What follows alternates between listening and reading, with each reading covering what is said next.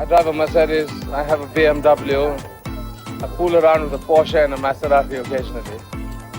And the Rolls If that's Royces. called flamboyance, I mean... That's called style. Alright, style or flamboyance, whatever you may say. Hi, I'm Vijay Mallya and I love to party as much as you do. Vijay Mallya സാമ്രാജ്യം നിലം പതിച്ചത് എങ്ങനെ? ഒളിച്ചോട്ടവും 90,000 കോടിയുടെ കടബാധ്യതയും. ഇന്ത്യയുടെ മധ്യരാജാവ് വിജയ് മല്യയ്ക്ക് പിഴച്ചത് എവിടെ? എന്തുകൊണ്ട് രാജ്യം വിടേണ്ടി വന്നു? യഥാർത്ഥ കഥ നിങ്ങൾക്കറിയാമോ? കിങ് ഓഫ് ഗുഡ് ടൈംസ് എന്നായിരുന്നു ഒരു കാലത്ത് മല്യയെ ആളുകൾ വിശേഷിപ്പിച്ചിരുന്നത്.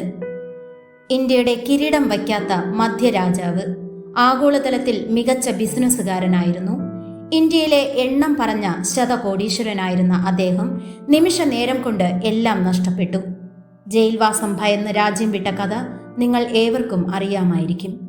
എന്നാൽ 9 വർഷങ്ങൾക്ക് ശേഷം ഇന്ത്യയിലേക്ക് മടങ്ങാൻ താല്പര്യം കാണിക്കുന്ന അദ്ദേഹത്തിന് പിഴച്ചത് എവിടെയാണെന്ന് നിങ്ങൾക്കറിയാമോ?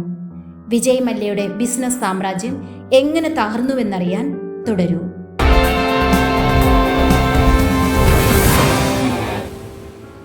ആയിരത്തി 1983 പിതാവ് വിറ്റൽ മല്യ സ്ഥാപിച്ച യുബി ഗ്രൂപ്പ് അഥവാ യുണൈറ്റഡ് ബ്രൂവറീസ് ഗ്രൂപ്പ് ഏറ്റെടുത്തതോടെയാണ് വിജയ് മല്യ എന്ന ബിസിനസ്സുകാരന്റെ കഥ ആരംഭിക്കുന്നത്.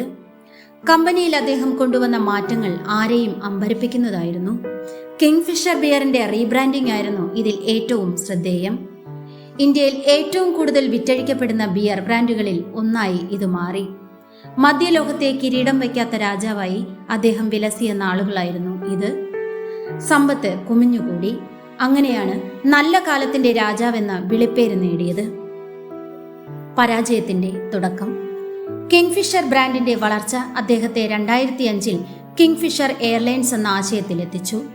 ആഡംബരത്തിലും ഗ്ലാമറിലും ശ്രദ്ധ കേന്ദ്രീകരിച്ച ഒരു ബിസിനസ്സായിരുന്നു ഇത്. എന്നാൽ ഈ ആഡംബരം യഥാർത്ഥത്തിൽ കമ്പനിക്ക് താങ്ങാവുന്നതിലും അപ്പുറമായിരുന്നു.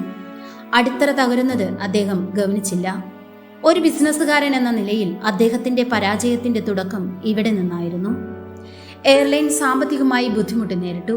ഇതിനിടെ 2007 ആഗോള പ്രവേശനം ലക്ഷ്യം വെച്ച് മല്യ ഡെക്കാൻ ഏവിയേഷനെ ഏറ്റെടുത്തു. ഇത് കമ്പനിയെ സംബന്ധിച്ച് കൂനിന്മേൽ കുരുവായി. ധനസ്ഥിതി കൂടുതൽ വഷളായി.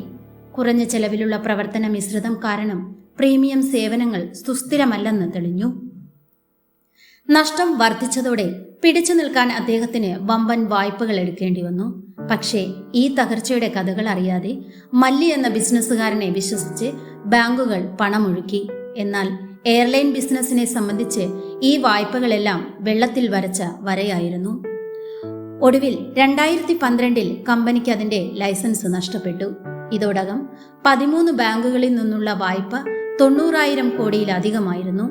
മുന്നിൽ മറ്റു വഴികളില്ലെന്ന് മനസ്സിലാക്കി അദ്ദേഹം UK പറന്നു. അതേസമയം അദ്ദേഹം നാടുവിടുകയായിരുന്നില്ലെന്നും എല്ലാത്തിനും കാരണം സർക്കാർ ആണെന്നുമാണ് നിലവിൽ മല്യ പറഞ്ഞു വെക്കുന്നത്. വിമാനത്താവളത്തിലേക്ക് പോകുന്നതിന് മുമ്പ് ധനമന്ത്രി അരുൺ ജെയ്റ്റ്ലിയെ താൻ കണ്ടിരുന്നുവെന്നും മുൻപ് നിശ്ചയിച്ചിരുന്ന ഒരു FIA വേൾഡ് കൗൺസിൽ മീറ്റിംഗിനായി ജനീവയിലേക്ക് പോകുന്നുവെന്നും പറഞ്ഞിരുന്നുവെന്നും മല്യ പറയുന്നു.